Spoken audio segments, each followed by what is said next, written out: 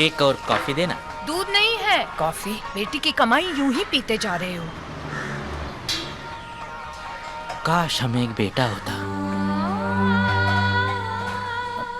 Coffee उनको देना।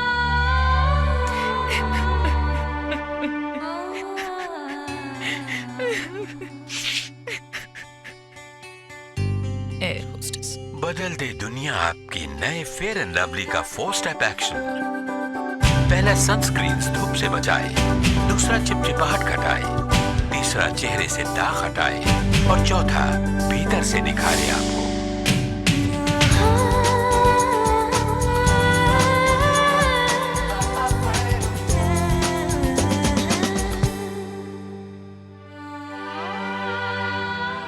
बेटा, एक कॉफी मिलेगा? चेहरे पे दिखे नई तकदीर, नया fair and lovely. So Ajit, do you remember this advertisement? Yes, I remember this ad. It used to come on TV during our childhood, a very famous one. Yes, it was a very successful campaign, which you could say took the country by storm. Fair and Lovely started the fairness cream market, and it also had very high sales volumes, which shows that there's a good demand for the product, and it also shows the success of the campaign. But don't you think the success of this particular product and also the messaging that was used reflects or rather mirrors the Indian society? Indeed, it reflects the insecurities that is inhibited in our society. I still remember our grandparents used to call kids by the name of their skin color, which I feel is degrading. I guess it's safe to say that we as a society desire and value a fairer skin, right? Yup, actually, certain historical reasons led to the general idea of valuing the fair skin. Firstly, it was the association of the upper class with fairer skin. Secondly, during the British Raj, the Britishers helped establish superiority and admiration for the fair skin because they were the authority figures back then. These factors, to a large extent, have a social cultural impact on the Indian society, leading them to higher place value for fairer skin. Complementing this, there are three major factors which make an individual develop a similar understanding as that of the society. First is the family interactions that they have. Second is the media images and narratives. Third is the self experience of the individual. These are the primary and secondary socialization factors which led to an individual developing similar value as the society on skin color. Yes. So an individual therefore learns that fairness is desirable both for aesthetic reasons and also has a facilitating role. Therefore, due to this, there's a clear desire for a fairer skin in the country. And businesses have utilized this desire or rather insecurity in the market and have launched products like fairness creams like that of Fair and Lovely in as early as 1975. That said, what do you think of this Fair and Lovely ad? Do you think it was problematic? Yeah, definitely. It was playing with the insecurities of the audience, especially when skin color is something that cannot be changed. Clearly, it made it like the dark skin is undesirable. It showed that having dark skin led to problems such as marriage issues, securing jobs, and in general, a lower social acceptance. Yes, they did exactly that, and although everyone knew of these implications, similar ads were being run until 2014. Wow, that's extremely recent. Unfortunately, yes. In 2014, ASCI, Advertising Standards Council of India, came up with standards which disallowed such advertisements. To quote them, no advertisement should communicate any discrimination or reinforce negative social stereotype on the basis of skin color. Much needed. I guess that explains why they shifted to Glow and Lovely from Fair and Lovely now. Also, the messaging has now changed to brightening, glowing skin from fairer skin. Yes. But Ajit, do you think this has solved the problem of colorism in India? Well, we want you guys to think about it. We will get back to you in the next section.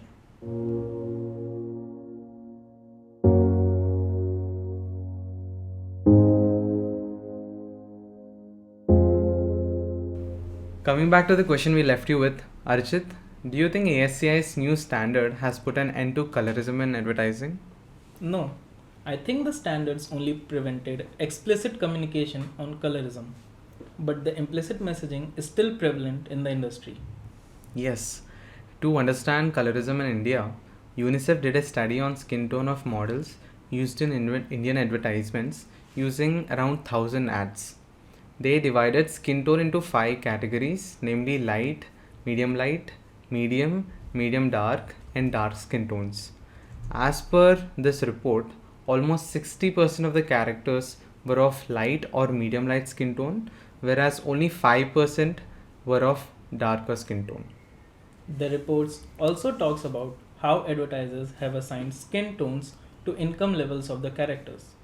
The report clearly says 60% of lower income people were assigned to dark skin tone and two-thirds of the upper class were assigned to lighter skin tones. It is important to point out that fairer models are being used to advertise products and services which are not even in the cosmetic industry.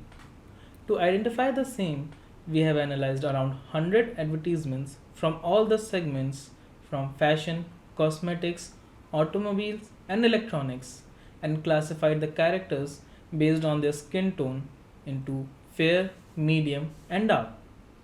In fashion industry, we found that there were no dark skin color models, whereas around 22% were fair and the remaining being medium. In the cosmetic industry, it was the same for dark models with no representation and around 18% being fair and the remaining were medium skin tones. In the automobile sector, the number of fair models rose to whopping 47%, while 33% were medium skin tone, and the remaining 20% were dark skin tone. Electronics sector followed a similar trend with 51% of the models to be fair, 30% to be medium, and the remaining 90% to be dark. Therefore, to a large extent, our initial hypothesis that fair models are being used across sectors over the darker models was proven to be true in the advertising industry. Adding to that, most of the news readers, protagonists of dramas, films, and advertising models are almost exclusively light skinned. Talking about the movie industry, the general practice is that villains and negative characters are shown in dark or brown color fighting fair skinned heroes. Sometimes, to show a lower class person as a hero, they make a otherwise fair skinned actor to look darker through makeup. For example, in the movie Super 30, Hrithik Roshan was made to look few shades darker than he actually is. Even if you look into any e-commerce website like Amazon, Myntra or Flipkart, many of the models are light skinned irrespective of the product that they're advertising for. Finally, to conclude how colorism prevails in Indian advertisements, Volkswagen in their print ad use light color skin tone for customers and darker color skin tone for the servicemen of the Volkswagen. I believe the reason why advertisers use fairer skin models is pretty straightforward.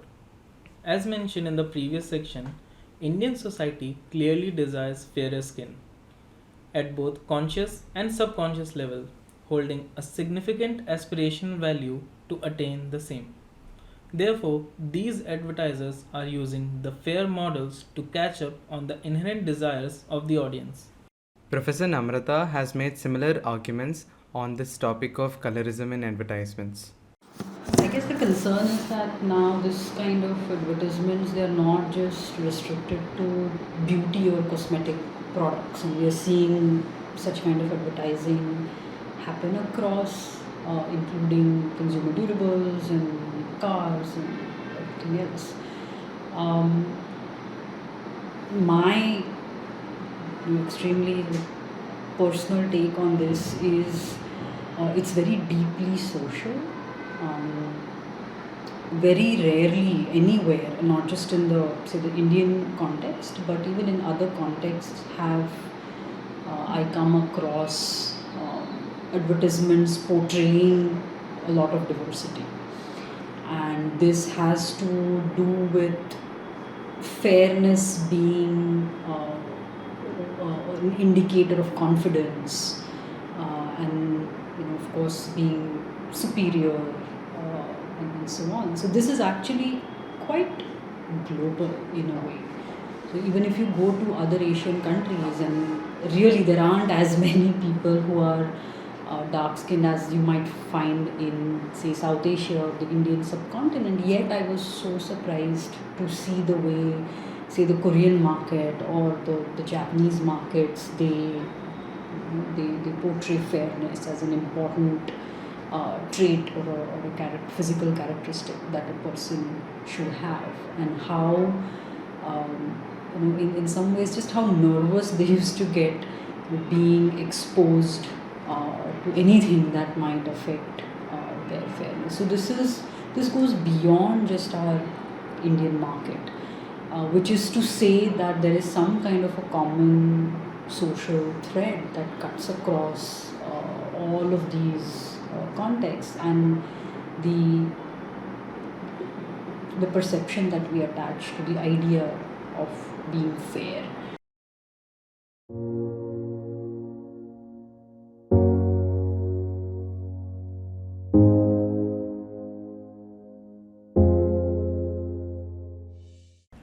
In the last section, we saw that advertisers and marketers were preferring fairer models over dark skin models in advertisements. However, are these advertisers or marketers doing this deliberately, or is it the inherent biases within themselves which is making them prefer fairer skin models? We asked this very question to IIM Ahmedabad's professors in marketing and public policy areas. Professor Saurav Bora responded as follows. So this is how it is, okay? So marketers do not come from heaven, they come from society. Yes. So what you see among marketers is the biases that society is kind of enduring. So whatever the biases that you see among society, you will see among marketers. Okay, so that's what it is. Now, white skin obsession among Indians are not from today, it's from all the Britishers' day and age, right? Correct. Because Britishers used to be the ruling class. Indians used to be the following class, so therefore there is a white skin bias. The second is basically generally people with white skin also tend to be more affluent in most part of the times, right? So because if you look at what is our idea of affluent society, it's a Western society, and it happened to be the case that most people in West are, at least used to be, most part of the time is white skin. Right. That's why those biases might pop up here and there. Okay. Do they do it deliberately? Yes. Deliberately in a sense, I don't think they are thinking about it. It just comes naturally. Okay, because there are things which are, there are biases which are inherent within us. Okay, and those biases manifest. Okay, and that's, I think, the manifestation of it, nothing more than it. Okay, so I don't think that, because who are these marketers we are talking about? So these are students who have passed out from places like IIM, right? And I have no reason to believe that there will be inherent biases in one segment of society. So what is in every other place in the society, you have the same thing. Professor Anush Kapoor said the following. The way I look at it is, there are two aspects to it. One is, there are two players here, consumers and the brands, right, or the advertisers. Now the thing is, advertisers, they have their own biases which come into picture, and the other thing is what the target group wants, which is the customers. One thing is, the brands, or as an advertiser, I think that a white face or a fair face actually will work better. That is my own judgment, right? And sometimes I am blinded by my own bias. Maybe that's not the case. My target customer is okay with having more dark-faced models, or even being more inclusive in whatever sense we call it. But it can be my own bias, or sometimes what happens is it's a deliberate decision, because they might think that my target group is probably not inclusive enough. The kind of people I'm catering to, they still believe in, for them the cliche is beauty is fair skin. And sometimes you do it deliberately because that's, that they won't like it, right? And we have seen cases where not just the skin color, the other aspects of inclusion can also lead to backfire, where customers don't like, for example, Tanishq ads, right? The skin ad worked well, but then they tried to do something on the basis of religion, it didn't go well, right? So it can be a bias, but it can also be a deliberate decision where your target group is right now not ready to accept the notions of beauty that you think. So I think the best way out is look at the fit. Who are you targeting and what they are looking for. Professor Namrata responded with the following. I think as individuals, as human beings, we are somewhere we are conditioned to attach importance to fairness, and which is probably what the companies are really pushing. It does not seem to be that they are deliberately doing it. They are just riding on this broader notion of fairness being equivalent to certain kinds of traits that people have. In our conversation with Mr. Ambi Parmeshwaran, former CEO of FCB Ulka, an advertising agency, has also stated that marketers deliberately use fairer models in their respective advertising campaigns. It's safe to say that both opinions are valid, and we could say that most marketers lie on the spectrum between these two extremes. And that said, we asked the professors whether there's any business case for them to either show such a preference to fair skin models. Professor Namrata responded with the following. Companies change it, or will they be willing to do that? I really don't know. I mean, if I were someone leading an advertisement division in a private firm, I don't see it as a part of the social responsibility that is necessarily required or expected from that kind of a firm. Can we impose it on companies? Can we expect them to portray diversity? Yes, but that may not happen for status products or like beauty cosmetics, those kinds of industry. I mean that might be a long shot. We do see more diversity coming in other kinds of advertisements.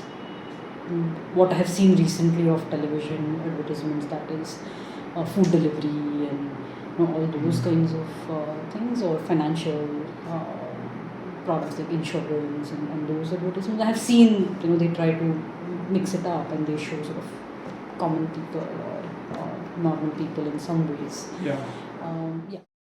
Professor Anush Kapoor said the following. Cautious about what is the brand positioning rather than painting everything with a lens of see everyone else is doing it, so we also have to do it. Good. Right? Because that will dilute your own brand equity. It's a very contrarian view, but that is the actual one which works. I'll give you another example. If you see contraceptives, right? If you must have seen in contraceptives, you never see, they always show heterosexual preferences. They will never talk about homosexual preferences in a contraceptive ad. There are reasons to it. Your target group won't like seeing other than heterosexual preference people in an ad, right?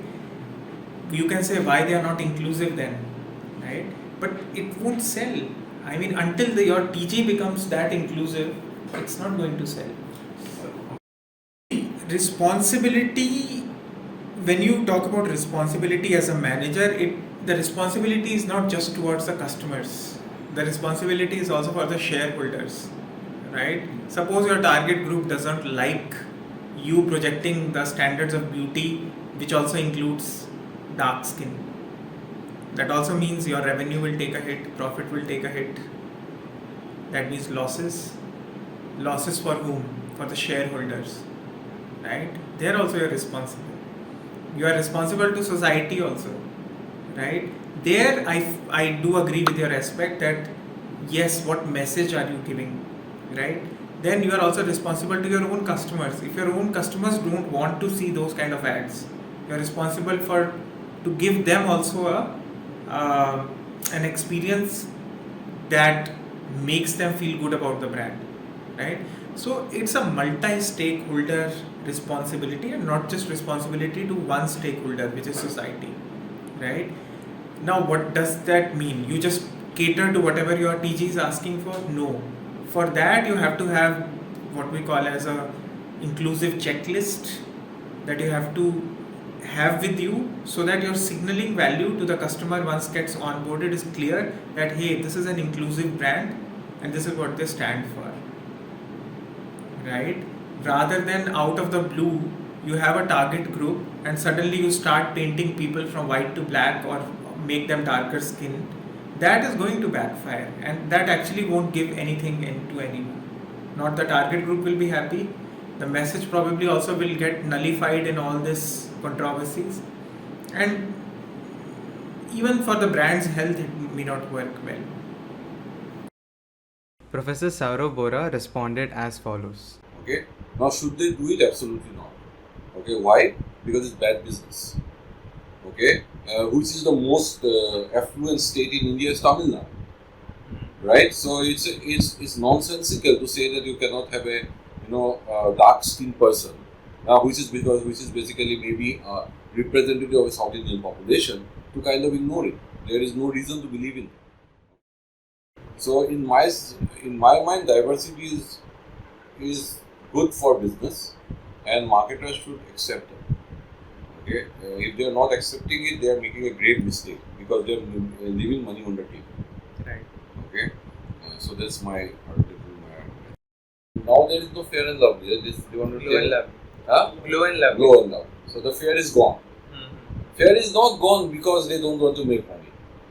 Fair is gone because they know that fair will not sell going forward. Okay, so they know that. People kind of used to believe in the idea of fairness. We gave them fairness. Now people say, I don't believe in the idea of fairness. Okay, at least the young generation. Okay, they don't believe in because they have access to a lot of different media. So in my mind, marketing and sales, right, are the pillar of changing society. So if marketing just reflects what the society is, so as you just see the marketing, you will immediately quickly relate to society. Now as the society changes, marketing changes. Right. Completely. So I think, in my mind, at least I am very clear that if society changes, marketers will change. But if society doesn't change, right, marketer will not change. And the reason is very simply that I have to make money from my shareholder. It is not my own company. I don't own the company.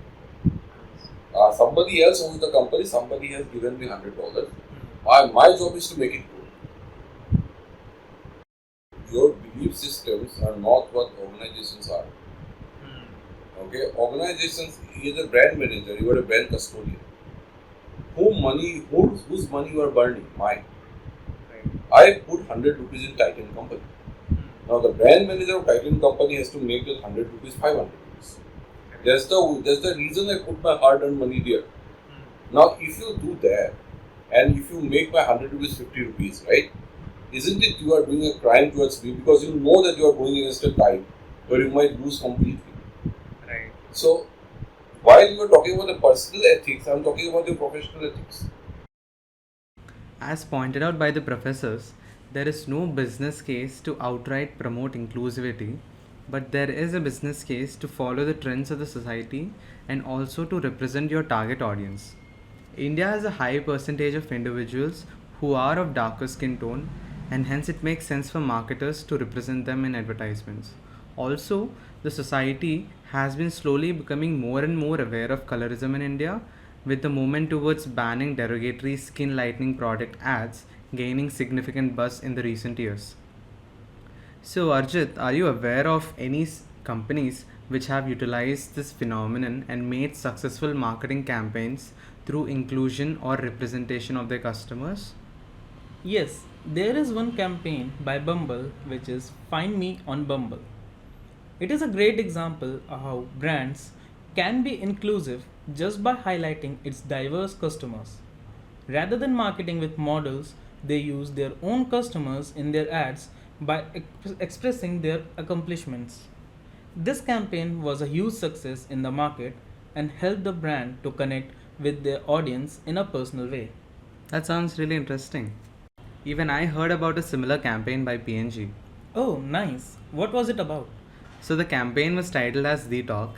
The commercial doesn't beat around the bush. The ad speaks about how African American mothers have a talk with their children regarding the prevalent racism that they would be facing and how to deal with it. The ad's message is to open up and highlight the discussion on racism so that future generations of African Americans won't have to face it and won't have to go through such talks. The commercial was a great success because it won several awards like Emmys, and it also enabled a discussion through social media users, advocacy groups, and major news outlets. The talk is an example where brands can act as a medium in promoting the social cause to a wider audience. Right. I completely agree with you, Rohit. Brands have started to realize the potential of inclusive marketing and are now shifting towards inclusive marketing campaigns. But to note that brands are trying to depict the social movements which are actually gaining momentum in the present atmosphere. Many brands like Gillette, Dove, Nike, Google, Coca Cola, and Microsoft have used inclusive marketing in their campaigns and it proves successful. We can see the brands are from all the domains, be it technology, fashion, or beverage. Overall, brands have understood that they can create successful marketing campaigns by speaking about social issues which are gaining pace in the society. To conclude, the Indian society is taking notice of the colorism prevalent in the country, and this movement will slowly grow wider and wider. As a business, it's better to take small steps in line with this movement and incorporate a fair representation of the diverse skin tones in the country, because an abrupt change in your messaging and marketing will likely backfire. Therefore, this will benefit both the business and the people who are affected by colorism.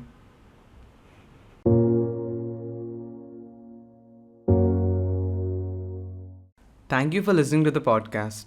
If you learned something valuable, please make sure to hit the like button and provide your opinions in the comment section. Do share it with your friends and family to raise awareness regarding the color bias in Indian advertisements. Finally, we would like to thank Professor Anush Kapoor, Professor Namrata Chindarkar, and Professor Saurav Bora for giving their time and providing us with valuable inputs for the podcast.